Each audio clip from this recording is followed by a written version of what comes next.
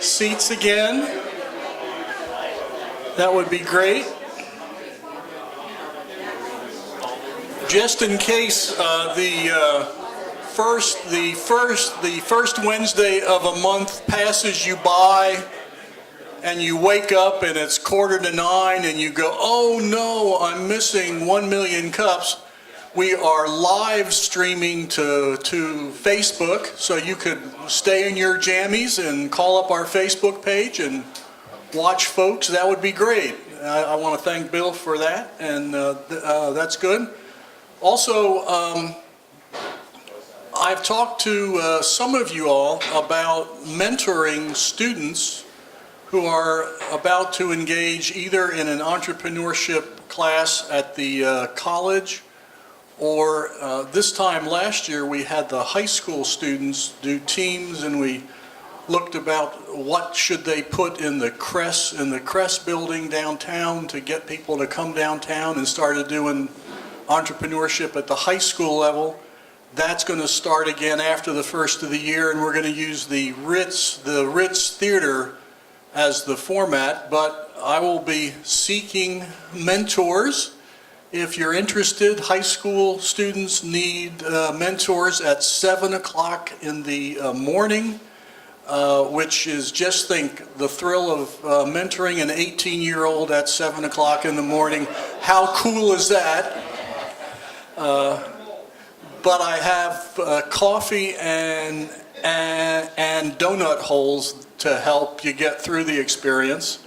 And then the high school students, the high school class is a Monday, Wednesday class that starts at 11 and ends at 12:15. So if I just wanted to plant that seed, I'll be sending out appeals, pleadings, and go from there. So our next presenter is Sarah Pittenger of Lady Hanover Press. So, Sarah. Good morning, everyone. Thank you for coming out today to support small business. Really appreciate it. My name is Sarah Pittenger. I am owner of Lady Hanover Press, and I'd love for everyone to come up and take a look at this afterwards to get an idea of what it is that I do. Has anyone here ever done letterpress printmaking at all? Donna has. Great. Well, if you're interested in this, I definitely want to encourage you to do two things. The first is to come see me at the McSway Craft Fest on November 12th at Old City Hall. The second thing is to explore the Ashantilly Center up in Darien. If anybody has not been there, you should definitely check it out. And this Saturday they're doing an open house, and you can get a great tour. It's an amazing historical place with a working print shop. So how did I get here? Well, I have been a graphic designer for over 10 years now.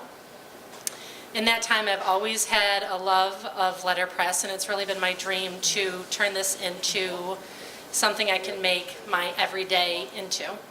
So I moved to Brunswick just about a year ago.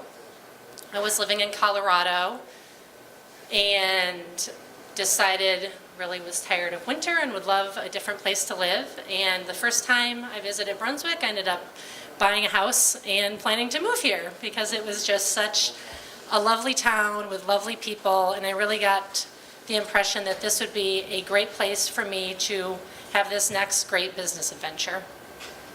So the name, Lady Hanover Press, I actually took from Hanover Square, just down south of here, off Newcastle. It's a beautiful square, and I live in a sort of fairy tale house, so I thought it would be great to give an homage to where I'm from and where I'm working, and I just really love it here. So I think that spirit of Brunswick will be coming through in everything that I make.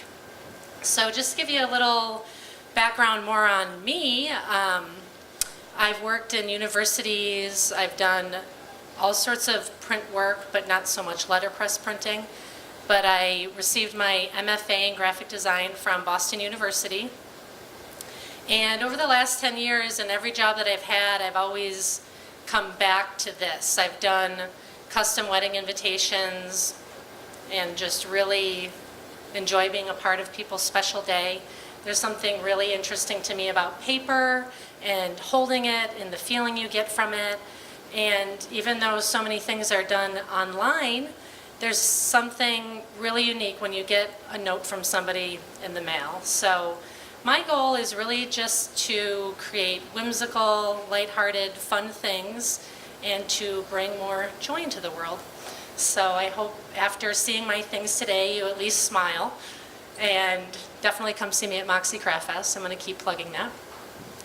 So since people here haven't really done any letterpress printing, behind me I have a diagram of the press that I use.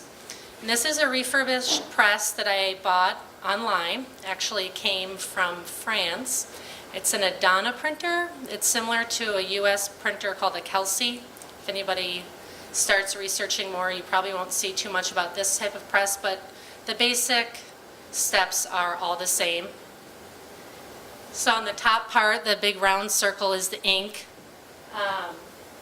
There's little rollers you put on it. You set your type in a chase, pop it in, start rolling, put the paper in, and you get your impression. So it's actually very simple, basic steps that people have been doing for hundreds of years. So I just really want to take the things that I find interesting and present them to people. And I think my challenge at this point is not knowing what to expect. While I've worked in graphic design for a number of years, I have not ventured out and just put all of my own ideas out there, and I hope people like them. It wouldn't be the worst thing if people don't, but I really do want to make a connection with people and really be a part of this community and be a part of fun things that are happening here. I find when I just kind of walk up and down Newcastle Street, there's so many friendly people and interesting things going on here, and I want to reflect that in what I am doing. So with that, I guess if anybody has questions about me or my work.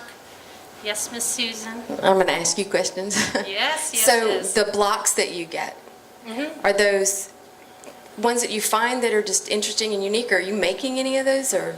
Everything I'm doing now are all found antique letterpress print blocks. I found a lot at antique stores, eBay, once in a while at a thrift store.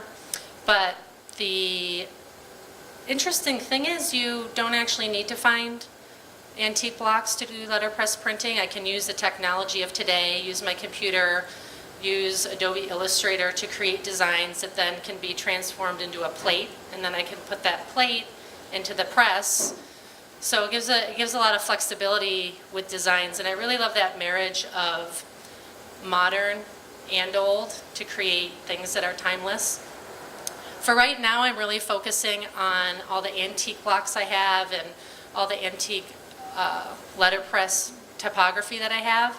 I really am looking at it as a chance to kind of go back to the beginning of design theory, really. Everything that I'm doing on this little press, you can do with about 3 strokes on your computer. So it's really time consuming. It's a really thoughtful process. You have to basically think through everything from the very beginning. So for now, I'm just focusing on all these amazing fun things I've collected over the last 10 years. I have lots of ideas, so I'm going to have great arm strength by the end of the year, I am sure.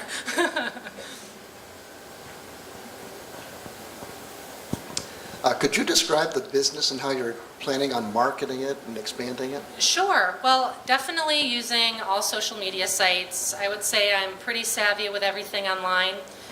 Right now, I'm doing everything, all of my sales locally, in person. I am looking to expand to sell things online. I already have an Etsy site set up, and I have done some online commerce in the past. So at this point, it's a matter of me just making things, actually doing the work. And then as I do that work, I share that story online. I really love Instagram. If you find me on Instagram, The Lady Hanover, Facebook, The Lady Hanover, just Google theladyhanover.com, and you'll find me. I pretty much have every social media site that you could have. So I'll probably really be focusing on that going forward. And it's such a rich, vast market online. There's so many amazing things out there that it's really easy to kind of get caught up in and become a part of a community online. So.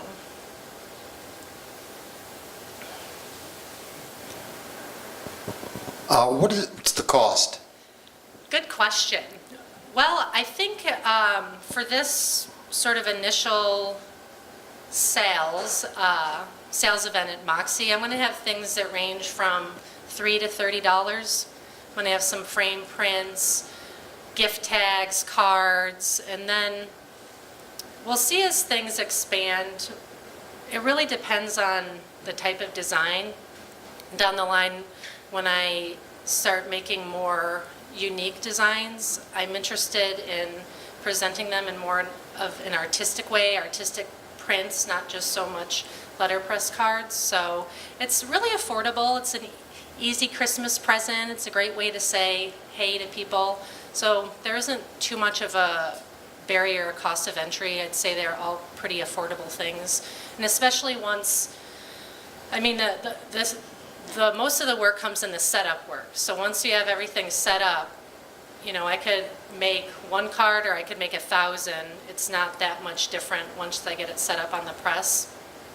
So of course, the more I make, the more affordable it can be. So, any other questions? Anyone? Yes. Christmas cards? Yes, yes. This is just in front. I only have this is probably about 5 or 10% of what I have. I have a lot of Christmas cards coming, and I don't have any with me yet because I didn't have any red ink on the press yet, so I wanted to do the red ink last because it's the hardest to clean up, basically. So there again, thinking through everything from the start to the beginning. But I'm going to have a lot of Christmas cards, kind of some naughty and nice cards. So probably some things not safe for work at this hour.